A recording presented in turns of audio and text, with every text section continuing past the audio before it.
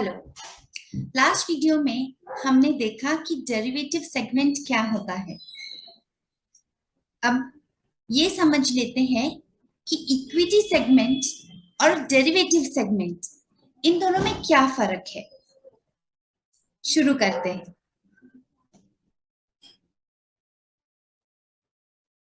यहां हम सीख रहे हैं ऑप्शंस बाइंग क्या है, क्यों है, कैसे करना है और इसमें सक्सेसफुल कैसे बने। सो स्टॉक मार्केट में दो सेगमेंट्स है। फर्स्ट इज इक्विटी सेगमेंट और दूसरा है डेरिवेटिव सेगमेंट। तो इन दोनों में क्या फर्क है ये समझ लेते हैं। इक्विटी सेगमेंट में हम जब भी कोई शेयर्स खरीदते हैं किसी भी कंपनी के, आईसीआईसीआई बैंक हो, एशियन पेंट हो, मारुति हो, Mahindra and Mahindra, pi industries, any company जो लिस्टेड है, जब हम इनके शेयर्स खरीदते हैं हम वो कंपनी के पार्ट ओनर बनते हैं, राइट। हमें शेयर्स की डिलीवरी मिलती है और वो शेयर्स हम तब तक होल्ड कर सकते हैं जब तक हम उन्हें सेल नहीं करते, right.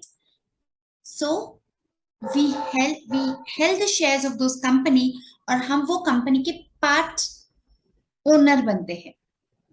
Okay, so we get part ownership in equity segment.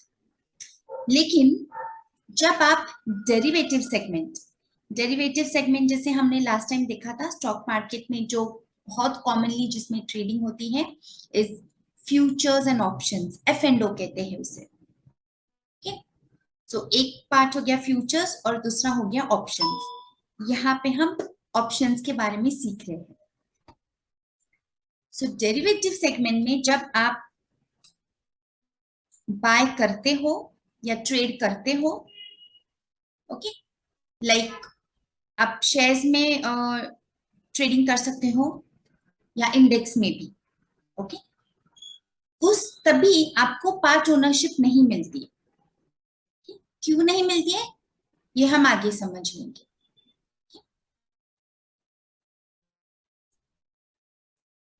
अभी जो दूसरा डिफरेंस है इज जो इक्विटी सेगमेंट में जो शेयर्स है, जैसे आईसीआईसीआई बैंक की एशियन पेंट है, ओके, उनकी जो प्राइस है, for example let us assume अभी ICICI bank is trading at 500, okay, just an example. अगर वो अभी 500 पे उसकी ट्रेडिंग हो रही है तो ये 500 जो है अमाउंट ये कहाँ से आया, किसने डिसाइड किया इसका प्राइस, आईसीआईसीआई बैंक का या कोई भी कंपनी शेयर्स का। सो ये डिसाइड होता है based on the demand and supply, कि वो जैसे आईसीआईसीआई बैंक है उस वो पर्टिकुलर शेयर्स के लिए कितना डिमांड है। अगर बहुत ज्यादा डिमांड है तो उसका प्राइस बढ़ेगा, अगर उसका सप्लाई है ज्यादा, ओके, यानी लोग उसे बेच रहे हैं ज्यादा, तो फिर वो प्राइस नीचे आएगा। ओके, सो वो प्राइस ऊपर नीचे जो भी होता है या जो भी प्राइस उसका है is completely based on demand और सप्लाई, लोग उससे कितना बाय कर रहे हैं और कितना सेल कर रहे हैं। Okay, where as derivative segment में लाइक फॉर एग्जांपल ऑप्शंस में जो रहता है इट इज नॉट प्राइस, उसका प्रीमियम होता है। सो ये जो प्रीमियम की जो वैल्यू है वो डिराइव होती है from the underlying asset. Let us take example of Nifty 50। Nifty 50 जो है उसका जो अभी ट्रेड हो रहा है, लेट अस अज्यूम वो ट्रेड हो रहा है 18,000 पे। Okay, Nifty 50 is at 18,000। Now जब आप डेरिवेटिव सेगमेंट में उसे ट्रेड करोगे तो उसकी प्रीमियम वैल्यू होती है। Okay, so you will not trade at 18,000, आप 18,000 पे ट्रेड नहीं करोगे, आप उसकी प्रीमियम वैल्यू पे ट्रेड करोगे। और उसकी जो प्रीमियम है वो डिराइव वो कहां से आती है, from the underlying asset, that is from Nifty 50 18,000 जो है वहां से उसकी प्रीमियम वैल्यू निकाली जाती है। okay? अब ये कैसे निकालते हैं, उसका कैलकुलेशंस क्या है, this we will learn as we go ahead. जैसे हम आगे आगे जाएंगे ये हम समझ लेंगे कि प्रीमियम वैल्यू कैसे कैलकुलेट करते हैं। जस्ट रिमेंबर जो डिफरेंस है यहाँ पे, इक्विटी सेगमेंट में जो प्राइस है, प्राइस रहता है स्टॉक का जो डिमांड और सप्लाई से बनता है, और डेरिवेटिव सेगमेंट में इज द प्रीमियम, जो भी आप ट्रेडिंग करोगे आप उसका प्रीमियम पे ट्रेडिंग करोगे, और वो डिराइव होता है from the underlying asset.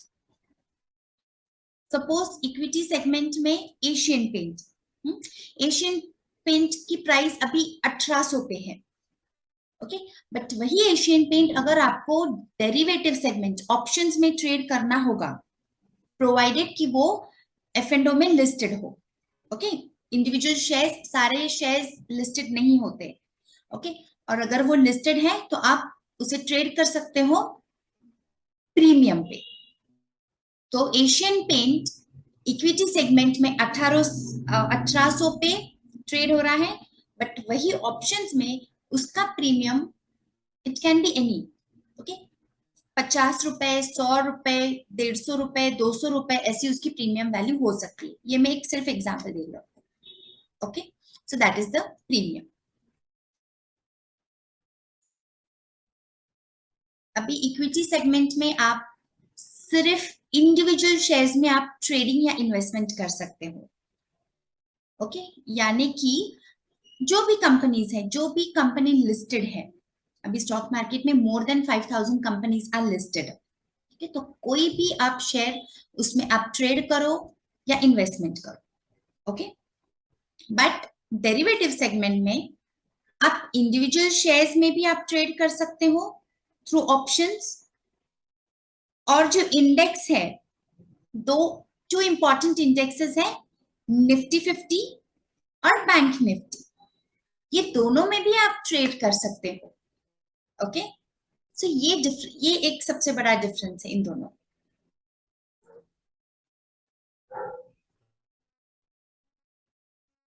Now equity segment में आप एक शेयर भी बाय कर सकते हो, वन क्वांटिटी, ओके, जैसे हमने एग्जांपल लिया कि एशियन पेंट अभी 1800 पे ट्रेड हो रहा है, तो आप एक शेयर भी ले सकते हो जिसका कैपिटल आपको सिर्फ 1800 रुपए पे करना पड़ेगा, राइट, आप एक बाय करो, 2, 10, 500, 1000, जितने भी आपको बाय करने आप बाय कर सकते हो, ओके, ICICI बैंक अगर सपोज 300 पे अभी ट्रेड कर रहा है तो आप एक शेयर भी खरीद सकते हो, okay, so single share can be traded in equity segment.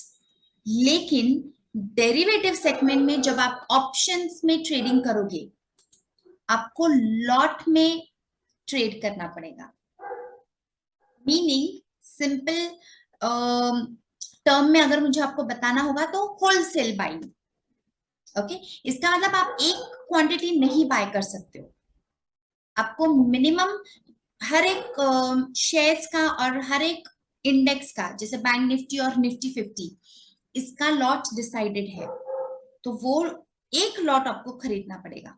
For example जैसे अभी बैंक निफ्टी है, बैंक निफ्टी में एक लॉट मतलब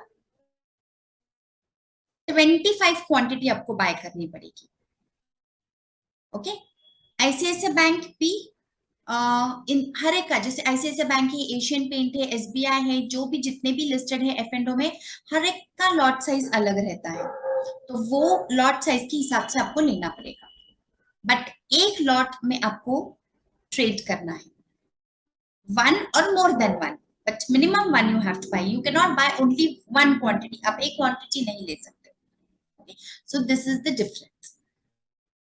जैसे हम आगे और सीखेंगे तभी मैं आपको एग्जांपल दिखाऊंगी हर एक लॉट का कैसे है, क्या है, इसको कैसे बाय करना है, कैसे ट्रेड करना है, तब मैं आपको ये दिखाऊंगी, okay. Now another big difference equity और डेरिवेटिव सेगमेंट में ये है, जो इक्विटी सेगमेंट है, जब आप कोई शेयर्स खरीदते हो, ओके, आपने बाय करके रखा, आपने ट्रेडिंग के लिए नहीं लिया है, ओके, आपने इन्वेस्टमेंट के लिए बाय किया है, तो जब आपने इन्वेस्टमेंट के लिए बाय किया है तो आप इसको कभी भी सेल कर सकते हो, ओके, ट्रेडिंग में हम आज ही के दिन बाय किया और आज ही के दिन सेल कर सकते हो, या नेक्स्ट डे, या 1 week, 1 month, 3 month, 6 months, right. और इन्वेस्टमेंट के लिए जब हम बाय करके रखते हो कि बाय करके रखो और बस भूल जाना, एक अच्छी कंपनी ढूंढ के हमने निकाली है और मुझे इसे लॉन्ग टर्म के लिए इन्वेस्टमेंट के लिए रखना है, राइट। तो लॉन्ग टर्म मतलब आप 1 साल के ऊपर रख सकते हो, 2 साल, 3 साल, 5 साल, 10 साल, आप उसे कभी भी सेल करो, ओके, क्योंकि there is no expiry, okay, there is no expiry. आप जब बाय करते हो आपको पार्ट ओनरशिप मिली है तो आप कभी भी उसको सेल कर सकते हो। लेकिन डेरिवेटिव सेगमेंट में, actually derivative segment is a contract, okay. Contract हमेशा 2 पार्टीज में होता है और जब भी कॉन्ट्रैक्ट बनता है there is a expiry to it, वो कहीं तो भी उसे, what do you say, you have to end that contract, correct. और एंड करना है मतलब उसको एक्सपायरी डेट रहती है। सो जब भी आप ऑप्शंस में ट्रेडिंग करोगे, कोई कुछ भी हो, आप इंडेक्स ट्रेडिंग कर रहे हो, निफ्टी 50 में ट्रेड कर रहे हो, बैंक निफ्टी में या इंडिविजुअल स्टॉक्स में, उसमें एक्सपायरी होती है, ओके। सो द कॉन्ट्रैक्ट या जो एक्सपायरी है वो होती है एवरी थर्सडे, मतलब वीकली एक्सपायरी होती है, ओके। और मंथली एक्सपायरी भी है। सो मंथली एक्सपायरी जो होती है वो एवरी मंथ का जो लास्ट थर्सडे होता है तभी उसकी एक्सपायरी होती है, okay. So if you have bought, आपने वो एक्सपायरी के ऑप्शंस में आपने अगर ट्रेड किया है तो वो एक्सपायरी जो डेट है उसके पहले या उस दिन आपको वो आपको स्क्वायर ऑफ करना है, ओके, क्योंकि उसको एक्सपायरी है।